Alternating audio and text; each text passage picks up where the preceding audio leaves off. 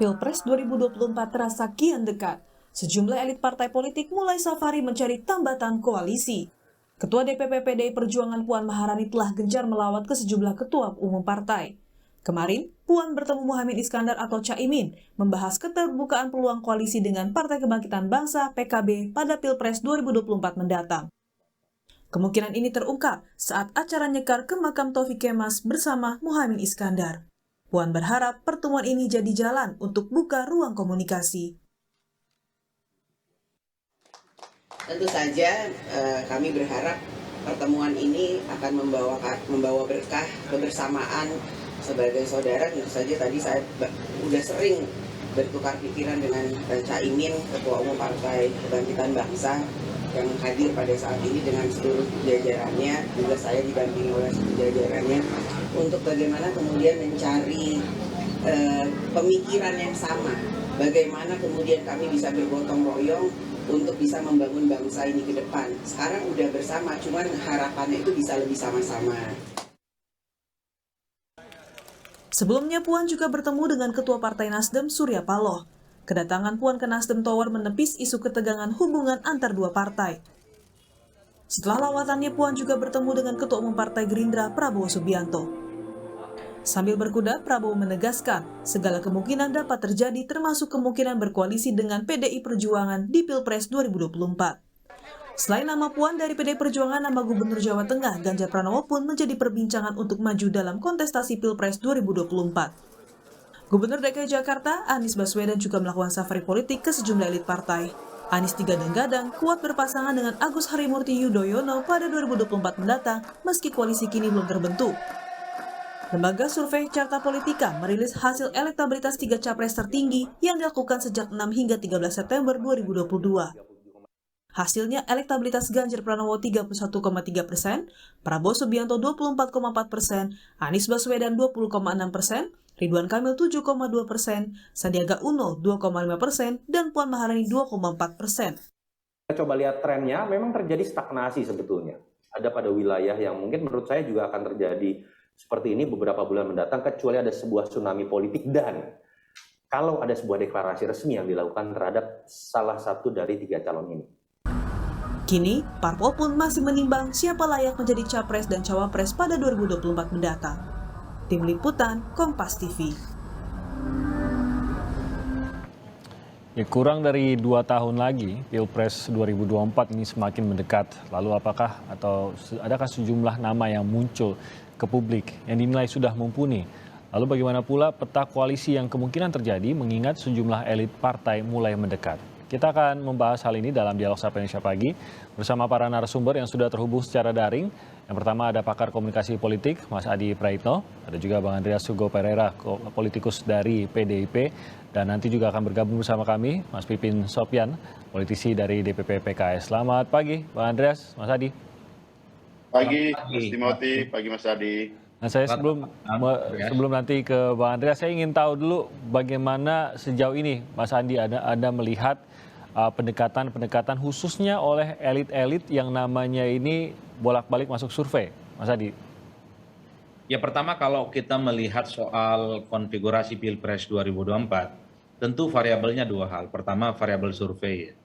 Variabel survei ini kan adalah cuplikan dari bagaimana suara-suara publik yang selalu terus berdenyut. Misalnya yang selalu masuk 3 besar itu adalah Ganjar Pranowo, Prabowo Subianto, kemudian Anies Baswedan dan yang lainnya. Itu suara-suara publik ya. Tapi kan 3 orang ini belum tentu secara fix bisa maju di 2024 karena dibenturkan oleh ambang batas presiden 20%.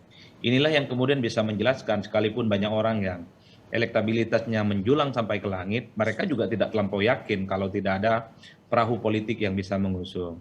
Variabel yang kedua tentu saja adalah variabel elit-elit partai politik yang punya tiket soal pencapresan.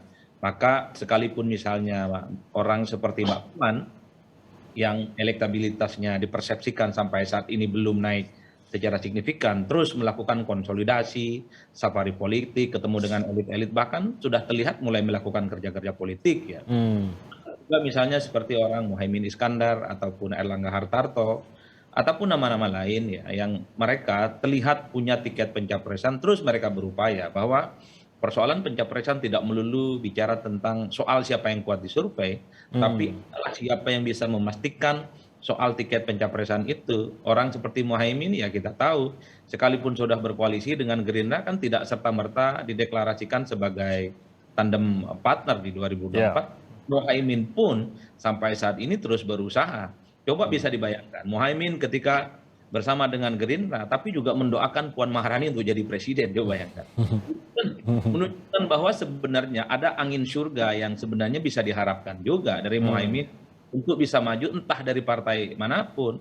Karena bagi Muhaimin, kalau terus ingin maju di 2024, entah sebagai capres ataupun cawapres, apapun partainya yang menyediakan slot, entah itu capres ataupun cawapres, rasa-rasanya hanya kepada itulah Muhaimin akan berkoalisi. Jadi yang Anda katakan Mas Hadi, meskipun mungkin jarak antara yang mengungguli di survei seperti Ganjar Pranowo, terutama tadi setelah kita lihat dari survei Carta Politika, jauh sekali kan, 30-an% gitu. Kalau dibandingkan contohnya dengan Ridwan Kamil atau Puan Maharani, ya silakan saja, ini jaraknya jauh.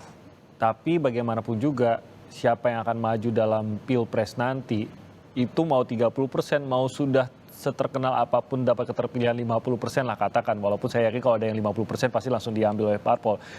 Itu tidak berpengaruh gitu ya Mas Hadi ya. Bagaimanapun juga kembali lagi yang berpengaruh adalah siapa yang akan dicalonkan oleh mereka yang punya tiket gitu ya Mas Hadi. Betul, saya kira. Jadi nggak boleh putus harapan gitu ya walaupun masih jauh jaraknya ya. Betul, saya kira semua partai sedang mengkalkulasi betul soal untung dan ruginya mengusung kandidat tertentu untuk bisa bertanding ya. Kalau mau jujur sebenarnya di internal PDIP misalnya, kan terlihat secara total para elit-elitnya sangat ingin Mbak Puan yang ditunjuk, dideklarasikan sebagai satunya yang bisa maju. Bisa maju sendiri, didukung oleh mayoritas elitnya, dan seterusnya, dan seterusnya.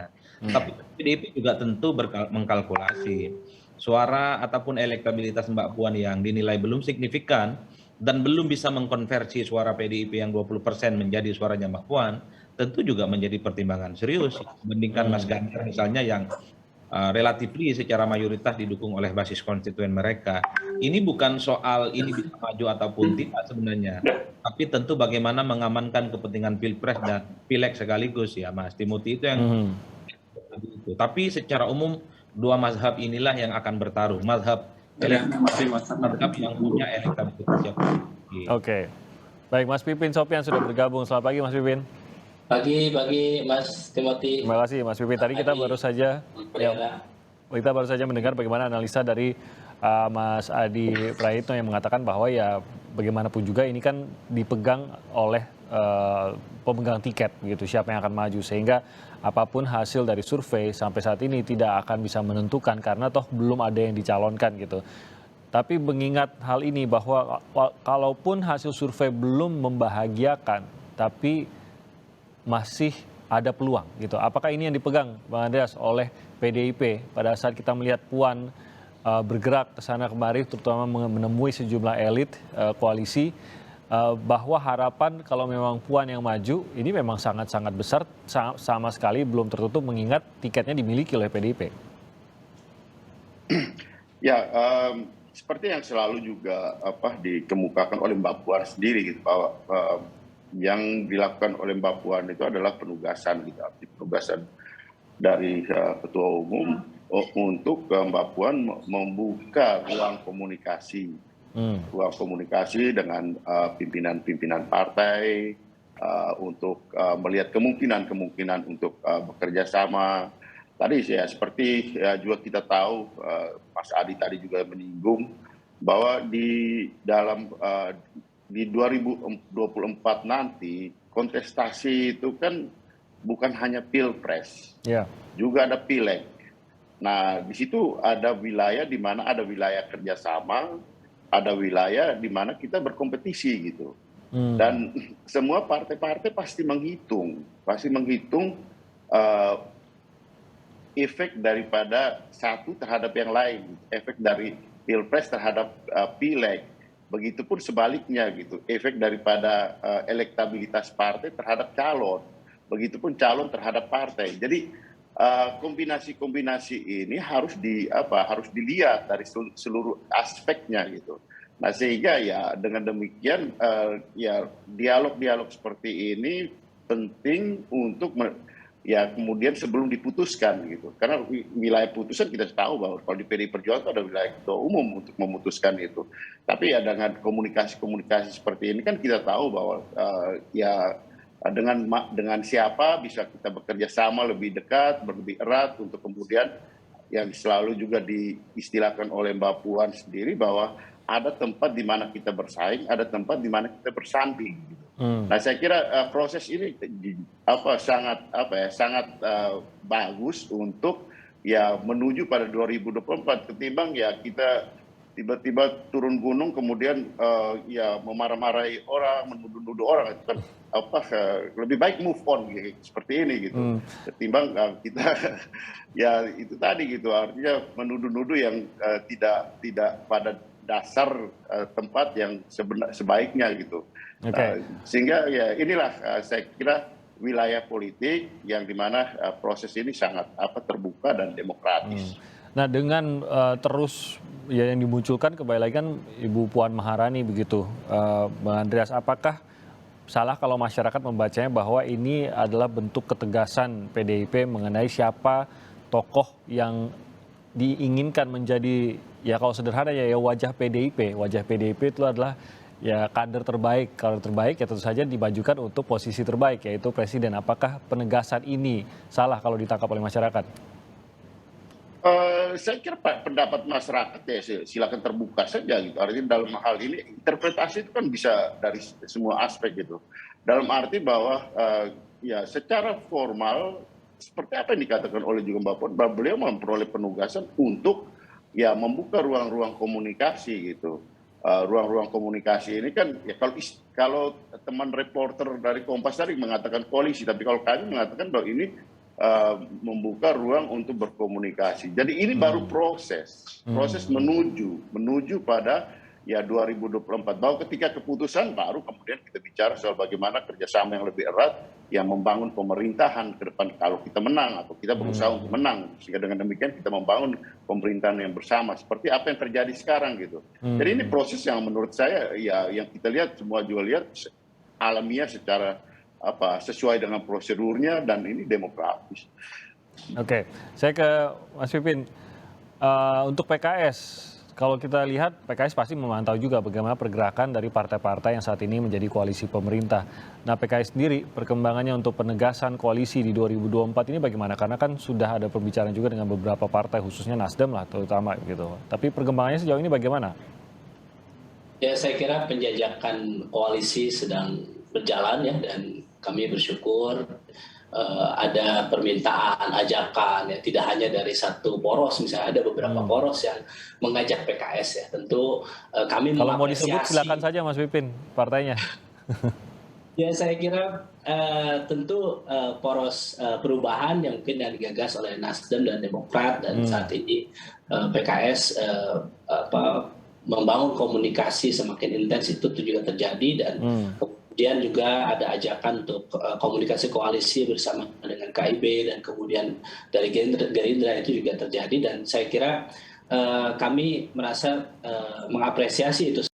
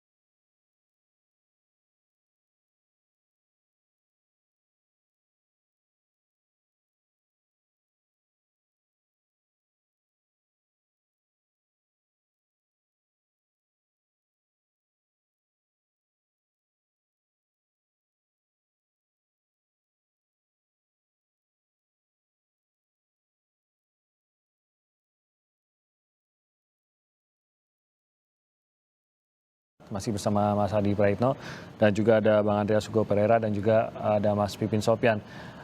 Saya ke Mas Adi, sebenarnya ini tadi seperti kata Mas Pipin, ini kan obrolan elit biasanya sudah berlangsung, kita baru mendengarnya nanti nih Mas Adi. Mungkin Mas Adi masih lebih dekat lah gitu untuk mendengar bagaimana obrolan di antara elit tersebut. Yang saat ini sedang ditunggu nih sebenarnya apa Mas Adi oleh para elit? Apakah sampai berakhirnya masa jabatan beberapa calon-calon besar yang bisa diusung, terutama mereka yang merupakan kepala daerah, ataukah mungkin kesepakatan mengenai dukungan antar partai politik, atau sebenarnya apa yang saat ini ditunggu sebelum penegasan dari partai-partai mengenai berkoalisi dengan siapa dan mengusung siapa untuk capres dan cawapres, Mas Adi? Kecenderungannya ada dua mazhab ya. Mazhab pertama itu ada orang seperti yang ingin meresmikan pernikahan tapi sudah booking gedung, catering, dan itu seperti KIB itu ya. Mereka sudah punya perahu tuh, cuman belum tentu ini siapa pengantennya. Bisa gedung yang sudah disewa dan lain-lain itu dibatalkan kalau pengantennya itu tidak sesuai dengan selera mereka.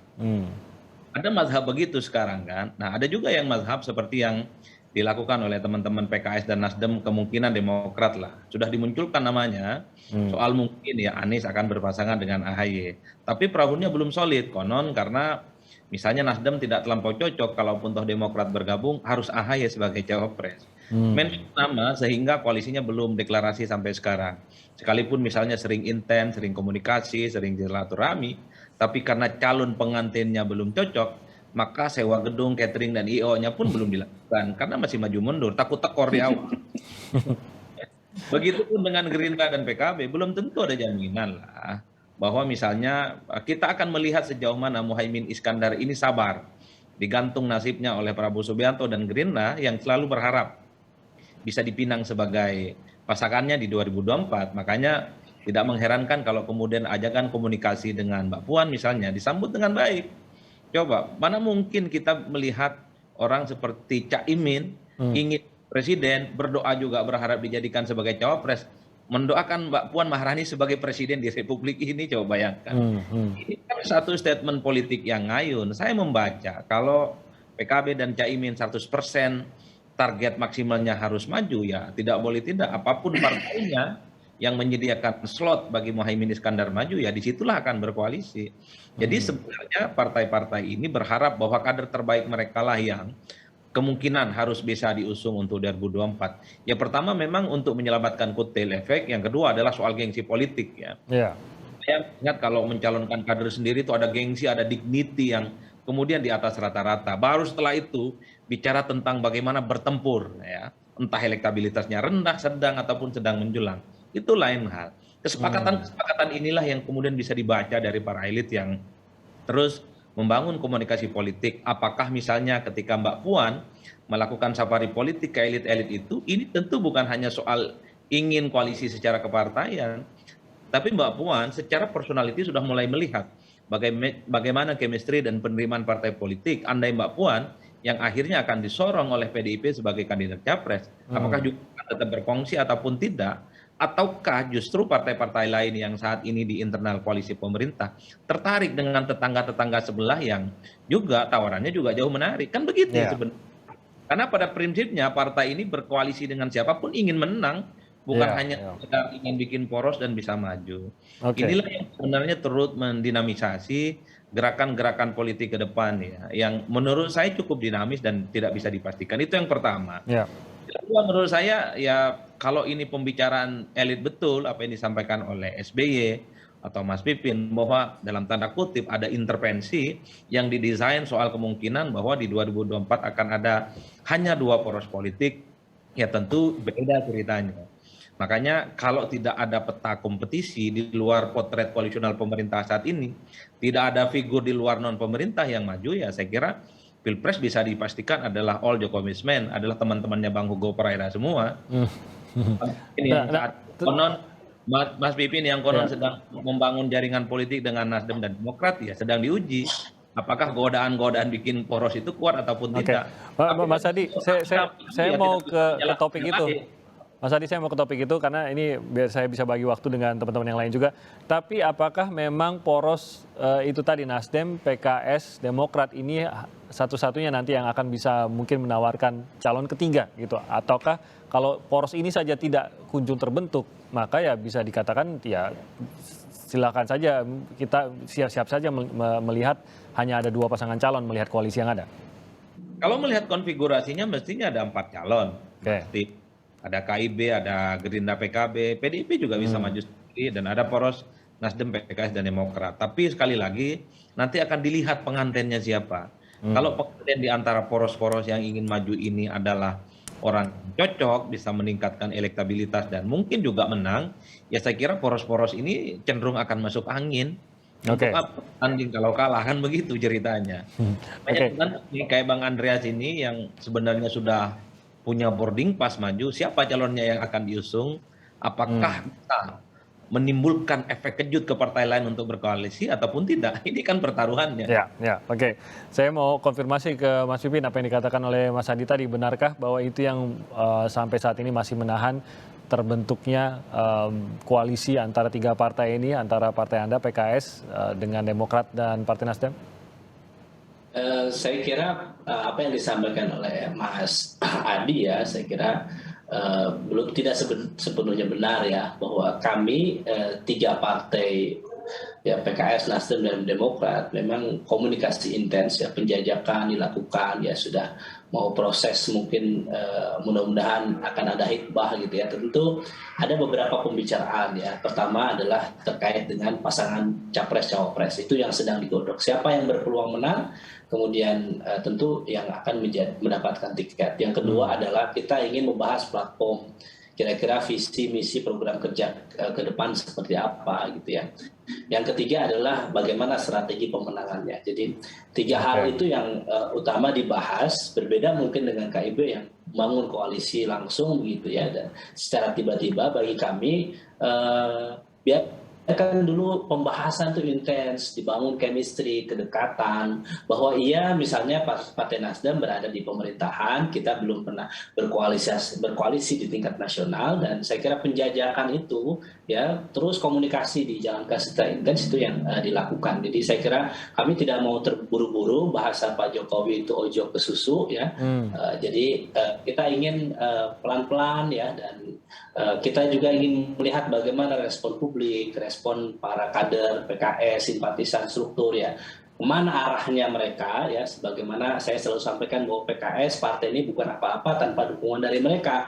Makanya tentu Musyawarah Majelis Syuro PKS akan menentukan, ada 99 nama yang akan menentukan siapa capres-cawapres ke depan, siapa partai koalisi yang akan kami sahkan sebagai mitra koalisi.